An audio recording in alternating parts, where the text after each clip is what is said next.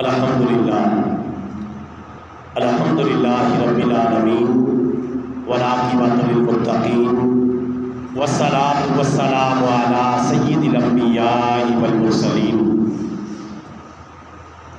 اما بعد فاعوذ باللہ من الشیطان الرجیم بسم اللہ الرحمن الرحیم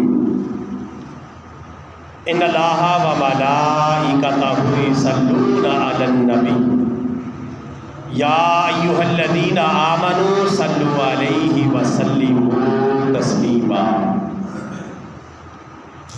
اللہم صلی علی محمد وعلی آل محمد کما صلیت علی ابراہیم وعلی آل ابراہیم انک حمید مجید اللہم بارک علی محمد وعلی آل محمد کما بارکت علی ابراہیم وعلی آل ابراہیم انک حمید مجید الصلاۃ والسلام علیک یا رسول اللہ، الصلاۃ والسلام علیک یا حبیب اللہ، الصلاۃ والسلام علیک یا رحمۃ للعالمین وعلی آلک واصحابک یا خاتم النبیین۔ واجب الاحترام برادران اسلام، سب کی سب تعریفیں اللہ رب العالمین عز و جل کے لیے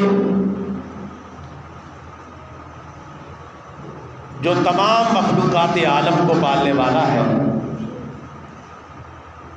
اور ہر قسم کا درود و سلام ہمارے پیارے نبی حضرت محمد مصطفیٰ صلی اللہ علیہ وسلم کی ذات گرامی پر کہ جن کو اللہ تعالیٰ نے رحمت للعالمین بنایا اور ختم نبوت کا تاج ان کے سر پر سجایا۔ واجب الاحترام برادران اسلام، آج کے خطبہ جمعہ کے بیان کا عنوان ہے تفسیر سورۃ القدر اور چند اہم مسائل۔ برادران اسلام، یہ رمضان مبارک کا آخری جمعہ ہے، جمعۃ الوداع ہے۔ اس حوالے سے چونکہ اس عشرے کے اندر، ان آخری 10 دنوں کے اندر لیلۃ القدر پائی جاتی ہے، شب قدر کو چھپایا گیا ہے، اس مناسبت سے سورۃ القدر اور اس کی تفسیر اور چند اہم مسائل آپ کے گوش گزار کرنا چاہتا ہوں۔ اللہ تعالیٰ مجھے حق اور سچ کہنے کی توفیق عطا فرمائے اور ہم سب کو قرآن و سنت والی زندگی اور قرآن و سنت والی موت نصیب فرمائے۔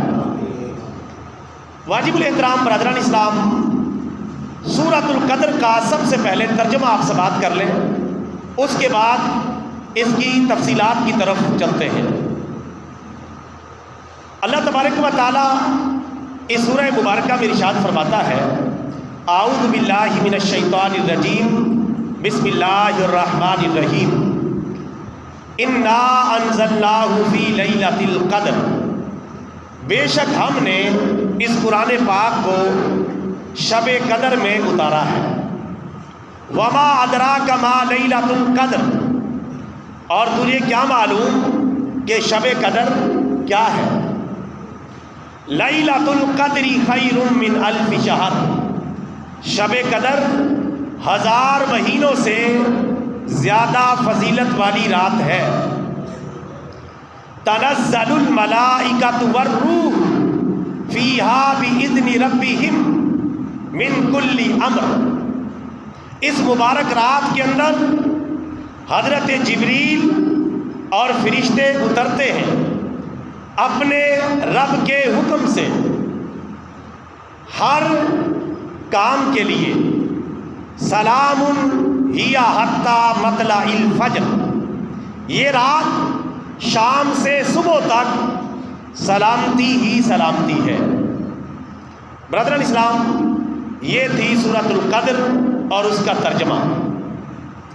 سورۃ القدر کے اندر کل 5 آیات ہیں۔ ان میں سے ہر آیت کی مختصر سی تفصیل ہم جاننے کی کوشش کرتے ہیں۔ آیت نمبر 1 اللہ تعالیٰ ارشاد فرماتا ہے انا انزلناہ فی لیلۃ القدر، بے شک ہم نے قرآن پاک کو لیلۃ القدر میں اتارا ہے، شب قدر میں نازل کیا ہے۔ اس سے یہ بات بالکل واضح ہو گئی کہ قرآن پاک کا نزول شب قدر کے اندر ہوا ہے اور رمضان مبارک کے مقدس مہینے کے اندر ہوا ہے۔ دوسرے مقام پر اللہ تعالیٰ فرماتا ہے شہر رمضان الذی انزل فیہ القرآن، رمضان کا مہینہ وہ مہینہ ہے جس میں قرآن پاک اتارا گیا ہے۔ رمضان کے مہینے کا سورۃ البقرہ میں ذکر ہے، اور رمضان مبارک کی کس رات کو اتارا گیا اس کا ذکر سورۃ القدر کے اندر ہے کہ انا انزلناہ فی لیلۃ القدر، بے شک ہم نے اس قرآن پاک کو شب قدر میں اتارا ہے۔ یعنی اتارنے سے مراد کیا ہے؟ ویسے تو قرآن پاک تھوڑا تھوڑا کر کے 23 سال کے عرصے میں مکہ مکرمہ، مدینہ منورہ اور اس کے قرب و جوار کے علاقوں میں جہاں جہاں ہمارے پیارے نبی تشریف لے جاتے تھے اللہ تعالیٰ کا وہاں قرآن پاک اتر آتا تھا۔ یہ جو شب قدر کا ذکر ہے اس کا کیا معنی ہے؟ اس کا معنی ہے کہ یک بارگی یک دم ہم نے لوح محفوظ سے آسمان دنیا تک جو قرآن پاک کو اتارا ہے نزول کے لیے، تاکہ یہاں سے آگے تھوڑا تھوڑا نازل ہوتا رہے۔ یہ یک بارگی جو لوح محفوظ سے آسمان دنیا تک کا نزول ہے یہ شب قدر کے اندر ہوا ہے، اس کا ذکر یہاں ہو رہا ہے۔ انا انزلناہ فی لیلۃ القدر، بے شک ہم نے اس قرآن پاک کو شب قدر میں اتارا ہے، یعنی یک بارگی لوح محفوظ سے آسمان اول جسے آسمان دنیا بھی کہتے ہیں اس کی طرف اتارا ہے، پھر وہاں سے 23 سال کے عرصے میں تھوڑا تھوڑا کر کے مختلف مقامات پر مکہ مکرمہ اور مدینہ منورہ میں نازل ہوتا رہا۔ یہاں سے ایک اور بات معلوم ہوئی کہ شب قدر کو یہ عظمت کیوں ملی ہے، اس کی وجہ، سبب، علت، ریزن کیا ہے؟ شب قدر کی عظمت کی وجہ کیا ہے؟ شب قدر کی فضیلت اپنی جگہ سبحان اللہ، لیکن شب قدر کو یہ قدر و منزلت کیوں ملی ہے اس سوال کا جواب بھی اسی آیت کے اندر دے دیا گیا ہے کہ انا انزلناہ فی لیلۃ القدر، ہم نے اس لیلۃ القدر میں قرآن اتارا ہے، اس وجہ سے یہ رات قدر و منزلت والی بھی ہو گئی ہے اور سال کی تمام راتوں سے بھی افضل رات قرار پا گئی ہے۔ کس کی برکت سے؟ نزول قرآن کی برکت سے۔ اس سے آپ اندازہ لگا سکتے ہیں کہ جب جس رات کے اندر قرآن اترتا ہے وہ رات دنیا کی اور سال کی تمام راتوں سے افضل قرار پاتی ہے، تو جس سینے کے اندر قرآن پاک قرار پا لیتا ہے، محفوظ ہو جاتا ہے، اور وہ بندہ قرآن پر عمل بھی کرتا ہے تو وہ بندہ ہزاروں بندوں سے زیادہ ممتاز ہو جاتا ہے۔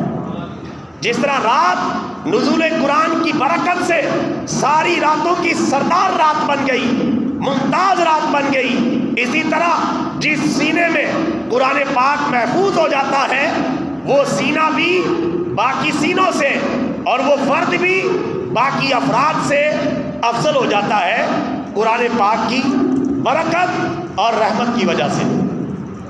برادران اسلام، اس میں شب قدر کا ذکر آیا ہے، شب قدر کے حوالے سے چند ایک باتیں سن لیں، پھر آگے اللہ تبارک و تعالیٰ کیا فرما رہا ہے اس کو بھی آپ دیکھیں۔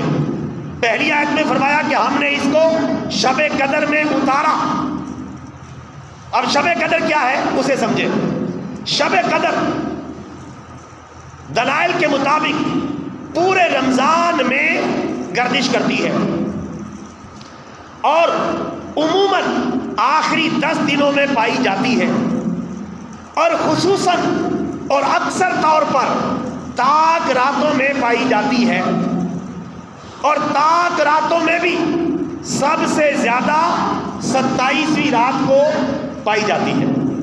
یعنی خلاصہ کلام یہ ہوا کہ شب قدر سارے رمضان میں بھی گھومتی رہتی ہے، لیکن یہ بہت کم، زیادہ تر آخری 10 دنوں میں، اور اس سے بھی زیادہ تر آخری 10 دنوں کی تاک راتوں میں، اور تاک راتوں میں سے بھی سب سے زیادہ امکان والی رات 27ویں رات ہے۔ ایک صحابی رسول صلی اللہ علیہ وسلم کو تو اتنا یقین تھا کہ وہ قسم بھی اٹھایا کرتے تھے کہ میں قسم اٹھا کر کہہ سکتا ہوں کہ شب قدر 27ویں رات ہے۔ یہ ان کا اپنا ذوق تھا، اگرچہ دلائل بھی اس کی طرف اشارہ کرتے ہیں، لیکن قسم اٹھا کے نہیں کہہ سکتے۔ تاک راتوں میں سے کسی ایک رات میں بھی ہو سکتی ہے، اور اب صرف 2 ہی راتیں باقی بچ گئی ہیں، ایک 27ویں رات اور ایک 29ویں رات۔ 27ویں رات کا امکان نسبتاً زیادہ ہے، لیکن 29ویں رات میں بھی شب قدر ہو سکتی ہے۔ اب شب قدر کے بارے میں پیارے رسول اللہ صلی اللہ علیہ وسلم نے فرمایا، اس ماہ مقدس کے اندر ایک ایسی رات ہے جو 1000 مہینوں سے زیادہ فضیلت والی رات ہے۔ جو اس رات سے محروم رہا وہ واقعی محروم ہو گیا، اور اس رات سے محروم وہی ہوتا ہے جس کی قسمت میں محرومی لکھی ہوئی ہوتی ہے، ورنہ کوئی بھی صاحب نصیب مسلمان اس رات سے محروم نہیں ہوتا۔ یہ لیلۃ القدر وہ عظیم رات ہے جس کے اندر تقدیر کے فیصلے ہوتے ہیں، جس کے اندر تقدیر کے حکم نامے تقسیم کیے جاتے ہیں، جیسا کہ ایک اور آیت کریمہ میں سورہ دخان میں ہے، فیہا یفرق من کل امر حکیم۔ اس رات کے اندر یعنی شب قدر کے اندر ہر حکمت والا کام فرشتوں میں نفاذ کے لیے تقسیم کر دیا جاتا ہے، بانٹ دیا جاتا ہے۔ یعنی اس رات میں تقدیر کے فیصلے بھی ہوتے ہیں، اور تقدیر کے فیصلوں کے نفاذ کے لیے آرڈر بھی جاری کیے جاتے ہیں، اور اس میں وہ سال بھر کے سارے فیصلے فرشتوں میں بانٹ دیے جاتے ہیں، پھر ان کا نفاذ ہوتا ہے۔ مثلاً کون اس سال مرے گا، کون زندہ ہوگا، کس کو کتنا رزق ملے گا، کون کیا کرے گا، کون کس طرح کی زندگی گزارے گا، وغیرہ وغیرہ، ہر قسم کے معاملات کا فیصلہ لیلۃ القدر کے اندر کر دیا جاتا ہے۔ اس وجہ سے بھی لیلۃ القدر کی شان اور مرتبہ بہت بلند و بالا ہے۔ رسول پاک صلی اللہ علیہ وسلم نے فرمایا، جس نے شب قدر کے اندر اللہ تعالیٰ کی ایمان اور احتساب کے ساتھ عبادت کی، اللہ تعالیٰ اس کے پچھلے سارے گناہوں کو معاف فرما دیتا ہے۔ اس رات کی جو قدر و منزلت کو پہچانتا ہے اس کے پچھلے سارے گناہ معاف ہو جاتے ہیں۔ اور یہ شب قدر وہ عظمت والی رات ہے جس میں رسول پاک جس کو پانے کے لیے، تلاش کرنے کے لیے رمضان کے آخری 10 دنوں میں اور بالخصوص تاک راتوں میں بہت محنت کرتے تھے۔ حدیث مبارکہ میں ہے کہ آپ اپنا تہمت مبارک کس کے باندھ لیتے، یعنی کمر ہمت کس لیتے تھے، اور خود بھی جاگتے تھے اور اپنے گھر والوں کو بھی جگاتے تھے۔ اور کوشش کریں، خاص طور پہ اب جو 2 راتیں رہ گئی ہیں ان میں سے بھی 27ویں رات کو کوشش کریں پوری رات ہی جاگنے کی کوشش کریں۔ ویسے تو تھوڑا سا بھی حصہ مل جائے تو کیا ہی بات ہے، لیکن کوشش کریں تقریباً جب ہم سوتے ہیں تو 3 گھنٹے رہ جاتے ہیں، 3 ساڑھے 3 گھنٹے 4 گھنٹے رہ جاتے ہیں، تو اس رات کے اوپر ان گھنٹوں کو بھی قربان کر دیا جائے تو زیادہ بہتر ہے، کیونکہ اگر ہم نے شب قدر کو پا لیا تو ہمارے نامہ اعمال میں 1000 مہینوں کی عبادت سے بھی زیادہ کا ثواب لکھا جائے گا۔ میرے بھائیوں، جس طرح ہر چیز کے لیے بہار ہوتی ہے، رمضان کی بہار شب قدر ہے، اور قرآن پاک کی بہار رمضان شریف ہے، جو کہ اس میں زیادہ قرآن پاک پڑھا جاتا ہے۔ لہذا کوشش کریں شب قدر کو پانے کی کوشش کریں، اور اس میں کرنا کیا ہے؟ صلاۃ التسبیح پڑھیں، نوافل ادا کریں، ذکر و اذکار کریں، درود و سلام پڑھیں، قرآن پاک کی تلاوت کریں، تہجد ادا کریں، توبہ و استغفار کریں، اپنے گناہوں کی معافی مانگیں، اپنے دینی اور دنیاوی معاملات کے بارے میں اللہ تعالیٰ سے جی بھر کے دعا مانگے اور کوشش کریں صرف اپنے لیے نہ مانگتے رہیں، دوسروں کے لیے مانگے، چونکہ ایک حدیث مبارکہ میں ہے کہ جو دوسروں کے حق میں دعا مانگتا ہے اللہ تبارک و تعالیٰ اس کے حق میں بھی وہ دعائیں قبول فرما لیتا ہے۔ کیونکہ بعض اوقات بندہ گنہگار ہوتا ہے، اپنے حق میں اس کی دعائیں قبول نہیں ہوتی، ایسے گناہ ہوتے ہیں، رکاوٹ آ جاتی ہے۔ جب دوسروں کے حق میں دعا مانگتا ہے تو اللہ تعالیٰ اس کے ایثار کو بڑا پسند کرتا ہے کہ یہ میرا بندہ اپنے آپ پر دوسرے مسلمانوں کو ترجیح دے رہا ہے۔ جب ان کے لیے دعا کرتا ہے اللہ تعالیٰ وہ ساری دعائیں اس کے حق میں بھی قبول فرما لیتا ہے۔ اگلی آیت کریمہ دیکھیں، جو دوسری آیت ہے، اللہ تعالیٰ فرماتا ہے وَمَا أَدْرَاكَ مَا لَيْلَةُ الْقَدْرِ، اور تجھے کیا معلوم کہ لیلۃ القدر کیا ہے؟ تجھے کیا خبر، تجھے کیا پتہ، تجھے کیا معلوم، تجھے اس چیز کی کوئی خبر بھی ہے کہ لیلۃ القدر کیا ہے؟ تمہیں نہیں پتا، تمہیں اس کے قدر و منزلت کو نہیں پہچان سکتے، ہم تھوڑا سا اشارہ کر دیتے ہیں، تھوڑا سا بتا دیتے ہیں، آگے پھر اللہ نے بتا دیا۔ یعنی اس کی شان و عظمت کو ظاہر کرنے کے لیے اللہ نے سوالیہ انداز اختیار کیا کہ ہم نے اس قرآن پاک کو لیلۃ القدر میں اتارا اور تجھے کیا معلوم کہ لیلۃ القدر کیا ہے؟ ہم بتاتے ہیں آپ کو۔ اگلی آیت میں اللہ نے بتایا، آیت نمبر 3 میں فرمایا لیلۃ القدر خیر من الف شہر، لیلۃ القدر 1000 مہینوں سے زیادہ فضیلت والی رات ہے۔ یہ نہیں فرمایا کہ 1000 مہینوں کے برابر، 1000 مہینوں سے زیادہ فضیلت والی رات ہے۔ جس کو سال اور مہینوں میں تبدیل کریں تو 83 سال اور 4 مہینے بنتے ہیں، یعنی 83 سال اور 4 مہینے کی عبادت کا بھی اس مسلمان کو زیادہ ثواب ملتا ہے کہ جو شب قدر کے اندر شب بیداری کرتا ہے اور اللہ تعالیٰ کی عبادت کرتا ہے۔ کتنی برکت والی رات ہے، پوری زندگی سے زیادہ عبادت کا ثواب مل رہا ہے۔ لہٰذا یہ رات چھوٹنے نہ پائے، اس رات کی تلاش میں ہی اعتکاف کیا جاتا ہے۔ 10 دن انتظار میں بیٹھا جاتا ہے، اس رات کے انتظار میں۔ یہ اعتکاف کا مقصد ہی یہی ہے تاکہ شب قدر کو پا لیا جائے، شب قدر کی اجر و ثواب کو پا لیا جائے۔ تو اعتکاف والے 10 دن تک اس کے انتظار کے لیے بیٹھے، اور اسی وجہ سے اعتکاف والوں کا انشاءاللہ نمبر لگ جاتا ہے، اس کی وجہ ہے کہ وہ 10 دن مسجد کے اندر ہی بیٹھے، ہر وقت عبادت کی کیفیت میں اعتکاف کی انہوں نے نیت کی ہوئی ہے۔ اب جو بھی رات شب قدر ہوئی تو انشاءاللہ ان کا معاملہ جو ہے بہت بہتر ہے۔ لیکن عام مسلمان جو اعتکاف نہیں بیٹھے ان کو نسبتاً اعتکاف والوں سے بھی زیادہ توجہ کرنے کی ضرورت ہے۔ اور آپ کو پتہ ہے پورے سال میں ایک ہی مرتبہ شب قدر، اور فضیلت کتنی زیادہ ہے اس شب قدر کے لیے جو 1000 مہینوں سے زیادہ فضیلت والی ہے۔ کیا ہم ایک رات نہیں جاگ سکتے؟ ایک رات جاگ کر اللہ کی عبادت نہیں کر سکتے؟ اس ایک رات کے لیے ہم کتنی مرتبہ اپنے کاموں کے لیے پوری رات جاگے ہوں گے، اپنے دنیاوی کاموں کے لیے، کسی خوشی کے موقع پر، کسی غمی کے موقع پر۔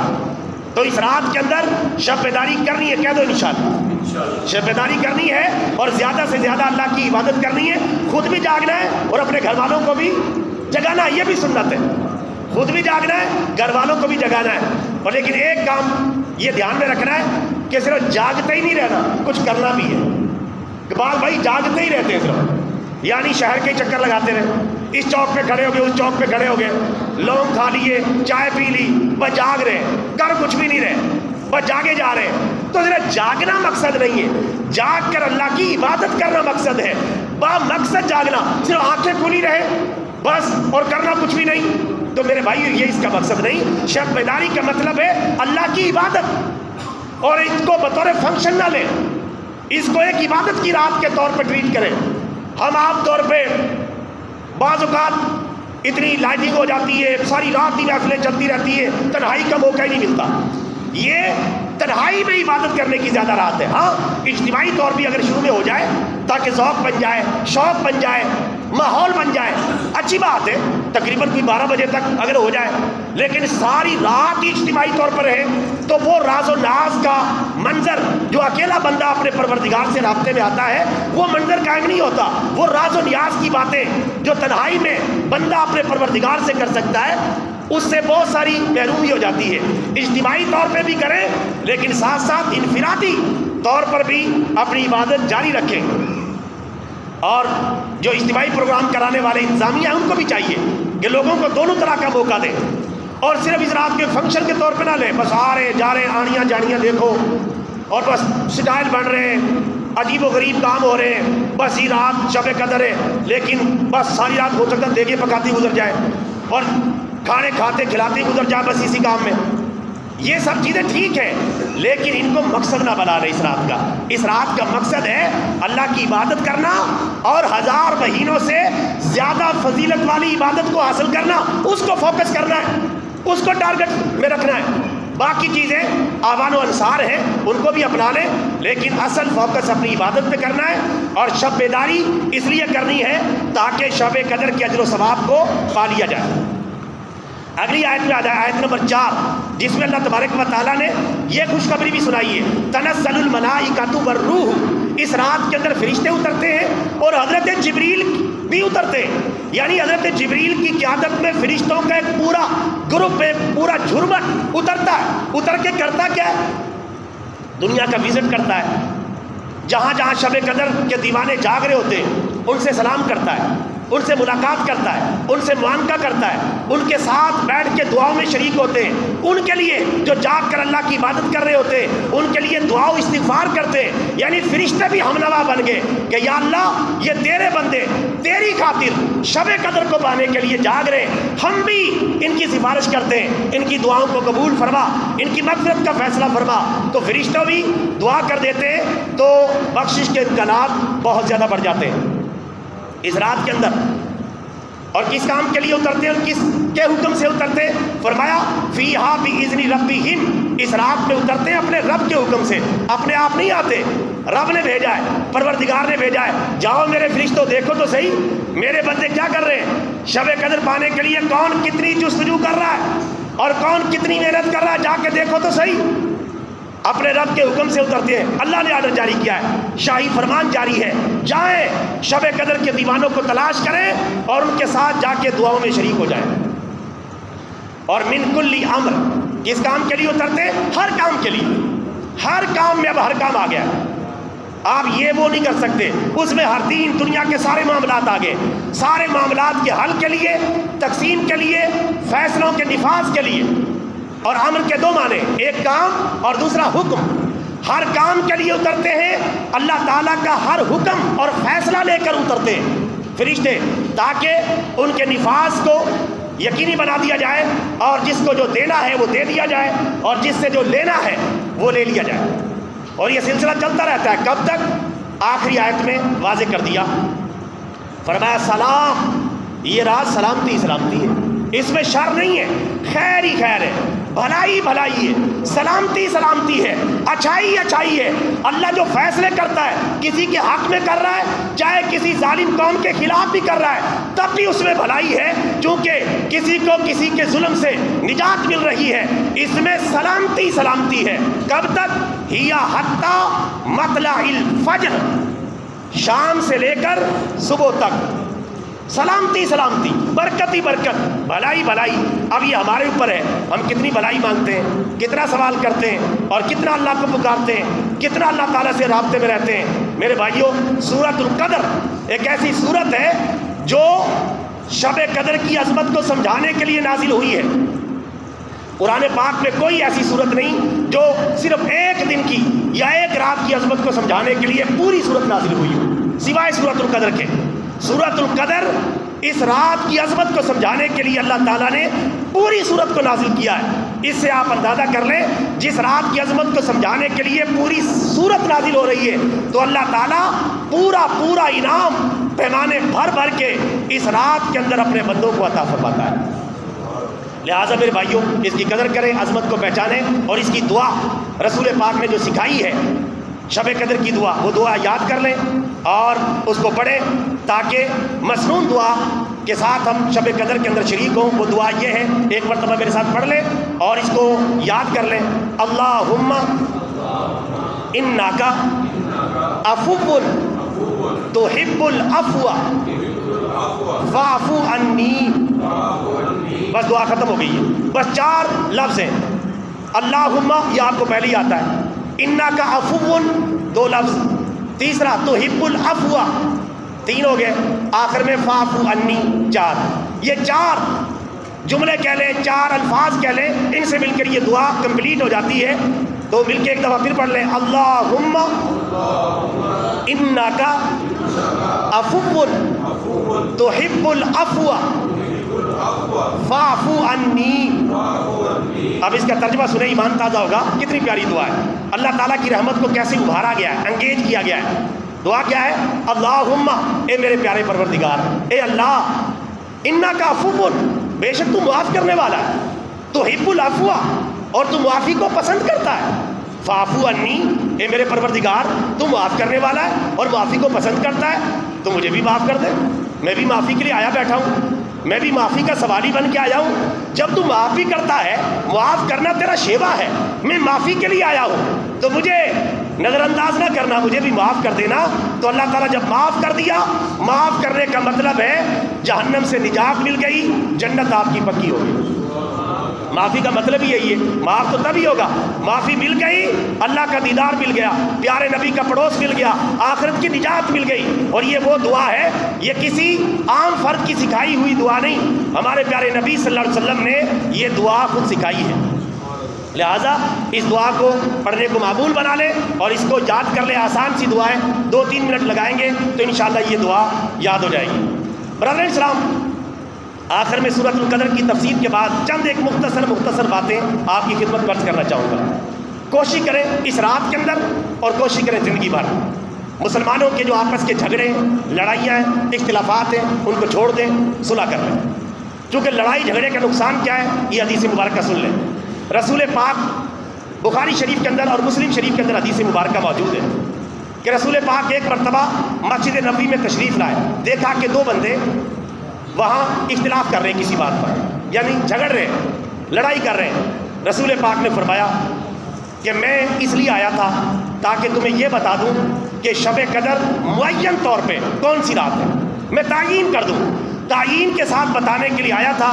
لیکن میں نے دیکھا 2 آدمی آپس میں اختلاف کر رہے ہیں، جھگڑا کر رہے ہیں اور آپس میں لڑائی کر رہے ہیں، تو شب قدر کی تعیین میرے ذہن سے اٹھا لی گئی، میرے ذہن سے اٹھا لی گئی ہے اور تعیین نہیں کی گئی۔ اسی وجہ سے پھر طاق راتوں کا معاملہ آ گیا، اب طاق راتوں میں تلاش کرو، ورنہ معین کر کے یہ رات بتا دی جاتی، 2 آدمیوں کے جھگڑے کی وجہ سے یہ رات کی تعیین اٹھا لی گئی۔ اگر جس میں بھی بڑی خیر و برکت ہے، اللہ کے ہر کام میں حکمت ہے، اگر یہ رات معین ہوتی، کوئی بندہ اس میں جان بوجھ کے گناہ کرتا تو پھر اس کو عذاب بھی بہت زیادہ ہوتا۔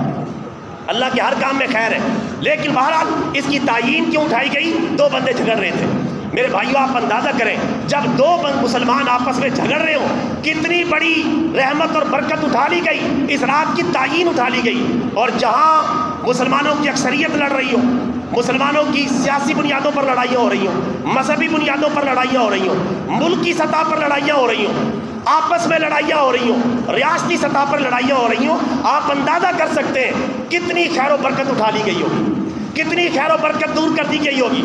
اور دوسری طرف جب نام نہاد مولوی آپس میں لڑ رہے ہوں، نام نہاد پیر آپس میں لڑ رہے ہوں، میں نام نہاد اس لیے کہہ رہا ہوں جو ذمہ دار علماء ہے اور ذمہ دار پیران عظام ہیں، انشاءاللہ وہ فتنہ نہیں پھیلائیں گے، لیکن جو فتنہ پھیلانے والے، معمولی باتوں پر مسلمانوں کو لڑانے والے، جھگڑا پیدا کرنے والے، مسلمانوں میں افتراق کو انتشار پیدا کرنے والے، وہ جان لیں کہ وہ کہاں کھڑے ہیں اور وہ کس قدر امت کو نقصان پہنچا رہے ہیں۔ ایک دل کے ٹکڑے 1000 ہوئے، کوئی یہاں گرا کوئی وہاں گرا، امت کا بڑا نقصان ہو چکا ہے۔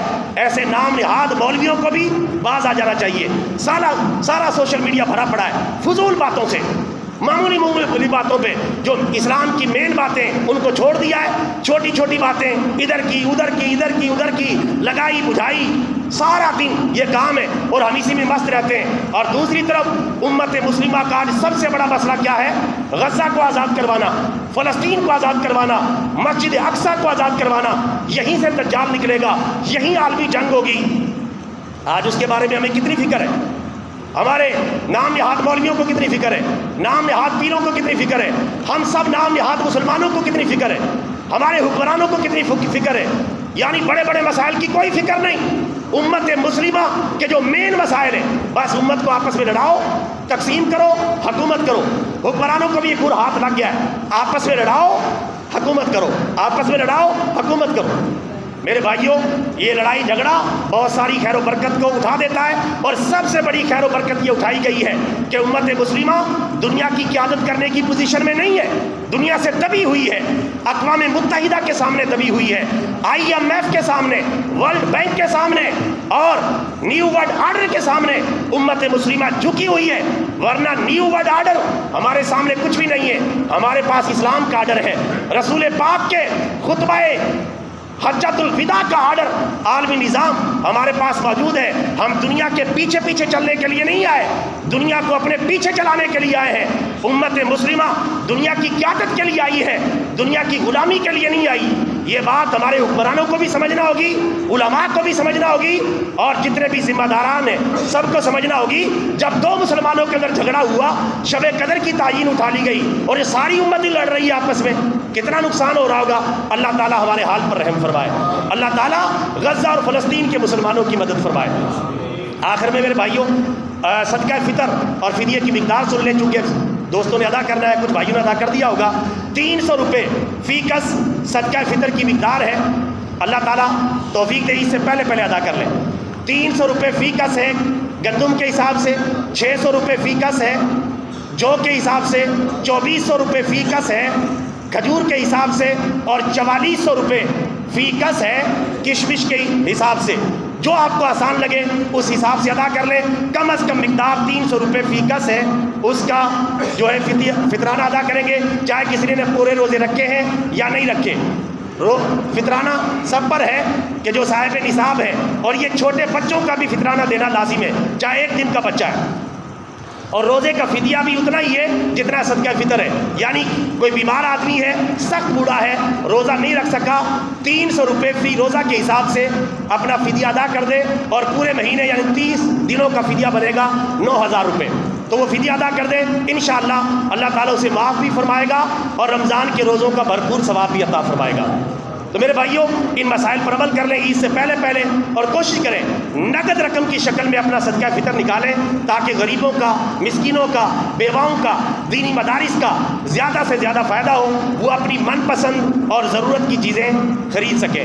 اللہ تعالیٰ سے دعا ہے اللہ تعالیٰ رمضان کے اختتام سے پہلے ہم سب کی بخشش کا فیصلہ فرمائے، اور اللہ تعالیٰ رمضان کے اختتام سے پہلے غزہ اور فلسطین کے مسلمانوں کے حق میں بہتر فیصلہ فرمائے، اور امت مسلمہ کو آپس میں لڑنے کی بجائے پیار اور محبت کا راستہ اختیار کرنے کی توفیق عطا فرمائے، اور جو لوگ مسلمانوں میں کینچی کا کردار ادا کر رہے ہیں اللہ تعالیٰ ان کے شر سے ہماری جان چھڑائے، اور جو مسلمان سوئی کی طرح مسلمانوں کو جوڑ رہے ہیں اللہ تعالیٰ ایسے مسلمانوں کو غلبہ عطا فرمائے۔ آمین۔ وآخر دعوانا ان الحمد للہ رب العالمین۔